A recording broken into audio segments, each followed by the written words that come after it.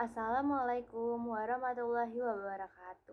Halo semua, perkenalkan saya Intan Adri Anggraeni. Di sini saya akan membahas mengenai suatu konsep yang disebut sebagai optimis.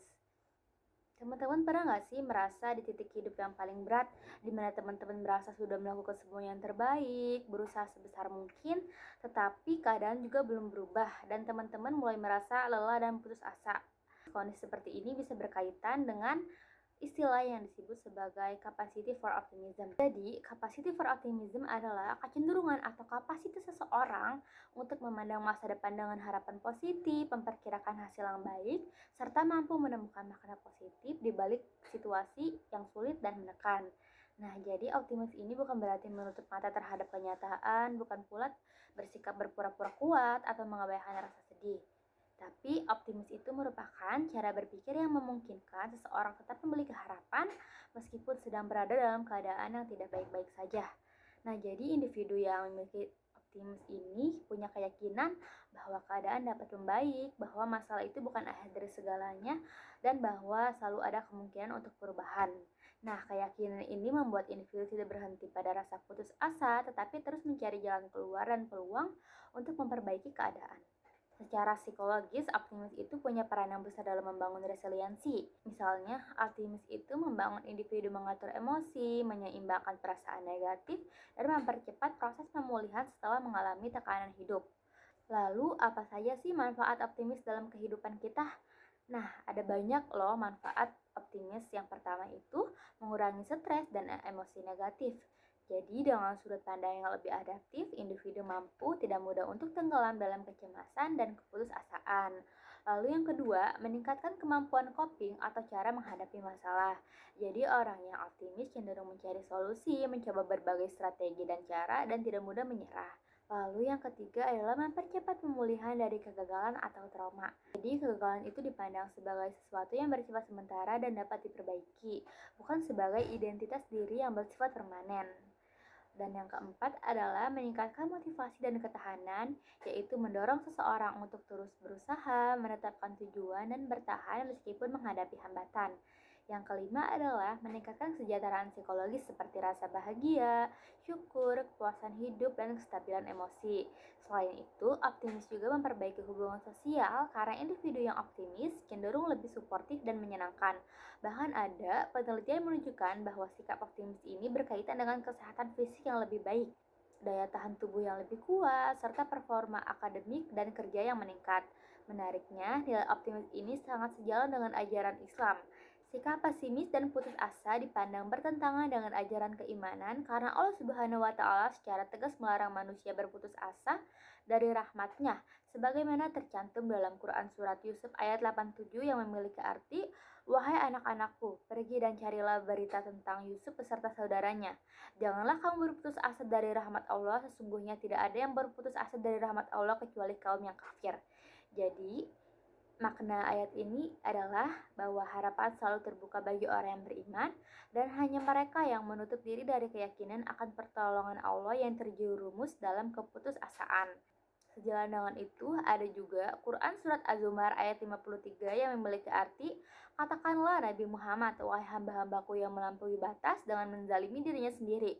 Janganlah berputus asa dari rahmat Allah. Sesungguhnya Allah mengampuni dosa semuanya. Sesungguhnya dialah yang maha pengampun lagi maha penyayang." Ayat ini menguatkan bahwa pintu ampunan dan perubahan senantiasa tersedia, sehingga manusia tidak memiliki alasan untuk menyerah terhadap keadaan atau menganggap dirinya tidak layak untuk memperbaiki diri. Ajaran ini mengandung nilai-nilai optimis yang mendalam, yaitu keyakinan bahwa masa depan dapat berubah menjadi lebih baik, serta dorongan untuk bangkit kembali setelah mengalami kegagalan tanpa menilai diri sebagai sosok yang tidak berharga. Selain itu, ayat ini menanamkan kesadaran bahwa setiap individu tetap memiliki potensi untuk mencoba, berusaha, dan memperoleh hasil yang berbeda, sehingga kesulitan dipahami bukan sebagai akhir, tapi sebagai kesempatan untuk bertumbuh. Jadi, dalam ajaran Islam bukan hanya menolak pesimisme, tetapi juga menegaskan optimisme sebagai landasan spiritual yang membentuk harapan, ketahanan, dan motivasi untuk terus melanjutkan ikhtiar. Optimis juga dipengaruhi oleh cara berpikir individu. Ada orientasi yang bersifat egosentris, yaitu di mana ketika seseorang menilai situasi dari sudut pandang dirinya sendiri.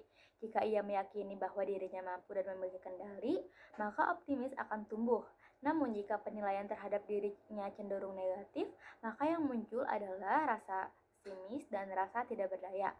Selain itu, ada pula orientasi etnosentris, yaitu ketika individu memaknai dirinya sebagai bagian dari kelompok sosial. Jadi, dukungan kelompok yang positif dapat menumbuhkan optimisme yang kolektif. Namun, jika cara pandang ini terlalu sempit, optimis bisa menjadi terbatas dan tidak inklusif.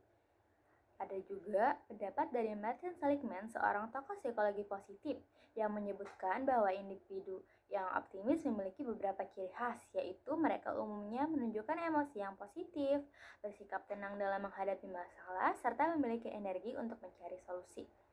Mereka juga tampak antusias, komunikatif, dan berorientasi pada tindakan karena yakin bahwa usaha dapat menghasilkan hasil yang baik. Salikman juga menjelaskan bahwa optimis sangat ditentukan oleh cara seseorang menjelaskan kejadian buruk dalam hidupnya yang disebut sebagai explanatory style.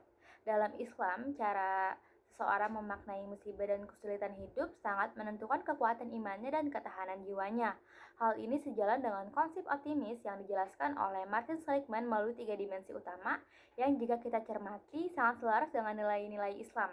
Yang pertama adalah permanence, yaitu cara memandang lamanya suatu ujian. Individu yang optimis melihat kesulitan sebagai sesuatu yang sementara dan dapat berlalu. Dalam Islam, keyakinan ini tercermin dalam pemahaman bahwa setiap ujian pasti memiliki batas dan jalan keluarnya.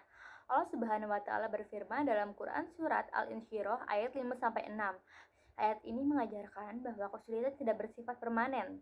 Seorang hamba yang beriman meyakini bahwa ujian hanyalah fase sementara, bukan keadaan yang menetap selamanya. Keyakinan inilah yang menumbuhkan kesabaran, ketenangan, dan harapan untuk bangkit. Lalu dimensi kedua adalah pervasiveness, yaitu cara seseorang membatasi makna dari sebuah masalah. Jadi individu yang optimis tidak menyamaratakan satu kegagalan ke seluruh aspek kehidupannya. Dalam perspektif Islam, sikap ini sejalan dengan ajaran untuk tidak berburuk sangka kepada Allah Subhanahu wa taala dan tidak menilai dirinya secara berlebihan hanya karena satu kesalahan saja. Lalu ada dimensi ketiga, yaitu personalization, yaitu cara memaknai penyebab dari peristiwa yang sulit. Individu yang optimis tidak serta-merta menyalahkan diri secara menyeluruh, melainkan menyadari adanya faktor situasional dan keterbatasan manusia.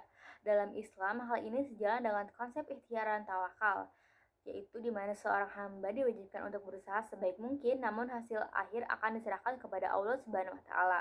Ketika hasil belum sesuai harapan, Islam tidak mengajarkan untuk merendahkan diri secara berlebihan, melainkan untuk melakukan musahabah, memperbaiki usaha, dan kembali bersandar kepada Allah dengan penuh harap. Dengan demikian, ketiga dimensi ini mengajarkan bahwa optimis dalam Islam bukan sekedar berharap tanpa usaha, melainkan perpaduan antara kesabaran, ikhtiar, tawakal, dan husnuzon kepada Allah Subhanahu wa taala. Sekian pembahasan saya mengenai optimis, kurang lebihnya mohon maaf. Wassalamualaikum warahmatullahi wabarakatuh.